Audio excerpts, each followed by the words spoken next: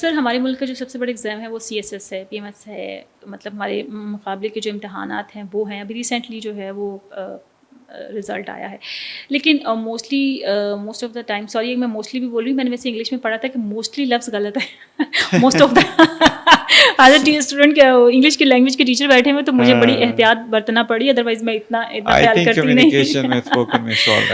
اچھا, تو گرامیٹیکلی کہتے ہیں موسٹلی غلط ہوتا ہے most of the time. Students کو جہاں پرابلم آتی ہے وہ یہیں پہ آتی ہے کہ وہ رائٹنگ میں جو ہے وہ فیل ہو جاتے ہیں. انگلش رائٹنگ جو ان کا ایک ایگزام ہوتا ہے سبجیکٹ, اس میں وہ فیل ہو جاتے ہیں ان CSS ایگزامس میں جو کمپٹیشن کے ہوتے ہیں.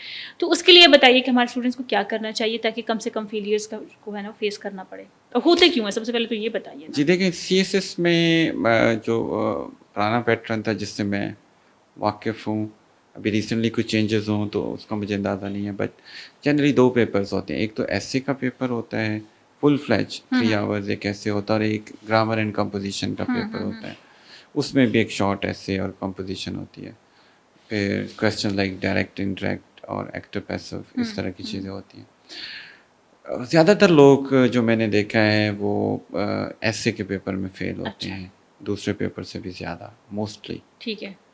تو اس ایسے کو دیکھیں, اٹس اے ہول کمپوزیشن. ہمارے ہاں جو سب سے بنیادی سوال ہے نا, دیکھیں گرامر اینڈ کمپوزیشن ہے. یہ گرامر وہ رولز ہوتے ہیں جن کی بنیاد پہ زبان کو استعمال کیا جانا ہے, اور ہم نے ان رولز کو ہم سمجھتے ہیں they are an end in themselves, کہ وہ رول یاد کر لینے کافی, ان کو استعمال کے لیے یاد کرنا ہے. اور کمپوزیشن ہوتی ہے as composition of the music. آپ نے ہر چیز کو it should be well knitted and well connected, connect کرنا آئیڈیاز کو, تھاٹس کو. Composition is not about cramming grammar rules, it's about connecting ideas together in a comprehensive way, or in a way people would understand them. Whatever you write, people should be able to get hold of it, grasp them. That's what idea ان کے دماغ میں اتر جائے, آپ کی سوچ ان کے دماغ میں اتر جائے. composition. اب اس میں فیل ہونے کی اگر وجوہات ہم سمجھیں نا, تو اسی میں ٹپس ہیں جیسے ہم امپروو. تو پہلی تو مسکنسیپشن ہوتی ہے, کیونکہ ہمارے جو زیادہ تر بچے روایتی اسکولنگ سسٹم سے آتے ہیں وہ زبان کو سیٹ آف رولز ہی سمجھتے ہیں, گرامیٹیکل رولز, اور وہ اسی طرح ایسے کو بھی یاد. ہمارے دیکھیں سرکاری اسکولوں میں ایسے رٹوائے جاتے ہیں, لکھنا سکھایا نہیں جاتا, ان کو کتاب دے دی جاتی ہے, کہا جی یہ رٹ کے آ جائیں. جو لمبا رٹ کے آ کے لکھ دیتا ہے وہ, حالانکہ کمپوزیشن جیسے کسی میوزیشین کی نوٹس نہیں نا ملتے, وہ ڈفرینٹ کمپوز. اسی طرح ہر بچے کا ایسے ملنا نہیں چاہیے, شوڈ بی ڈفرینٹ.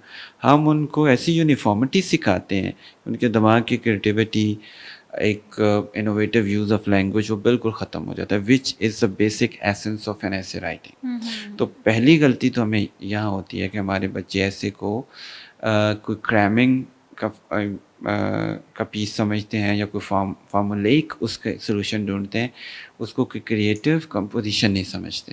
تو یہاں بچوں کو یہ سمجھنے کی ضرورت ہے, کینڈیڈیٹس کو, کہ ہم نے اس میں آئیڈیاز کو سمجھنا ہے, اور ان آئیڈیاز کو لینگویج کی مدد سے ہم نے ایکسپریس کرنا ہے. اور یہاں پہ کیا پھر ضرورت ہے, صرف انگلش کا نالج ہونا ضروری نہیں ہے, your ability to handle ideas. میں نے بہت سے ایسے لوگ دیکھے ہیں who have been teaching English for many years, grammar پہ ان کی grip بہت اچھی ہوتی ہے, but they still fail in CSS and PMS exams in essay paper.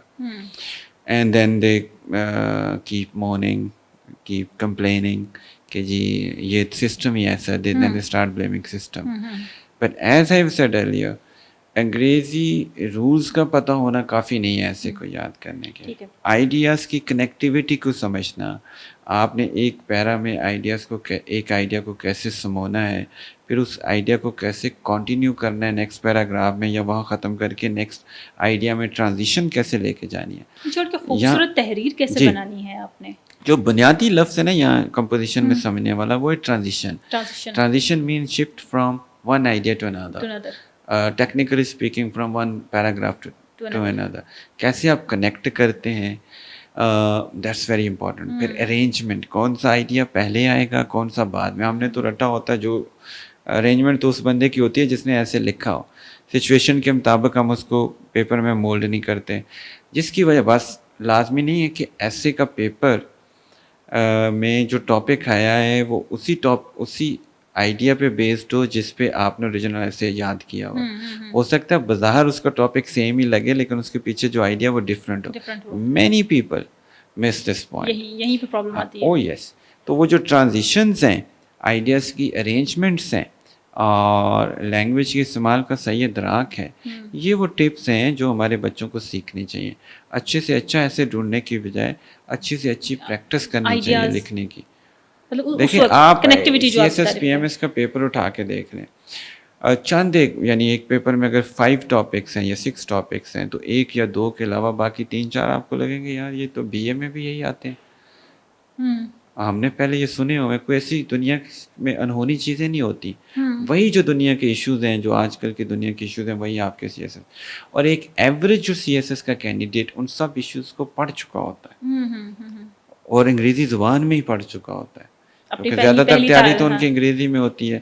اس کو انہوں نے کسی کرنٹ افیئرس میں بھی پڑھا ہوتا ہے, پاکستان افیئرس میں بھی, ورلڈ نالج میں بھی پڑھا ہوتا ہے, but still they fail to express it. Why? And the problem is with the composition part, not with the grammar part. Most of them fail because they fail in connecting ideas in an acceptable arrangement.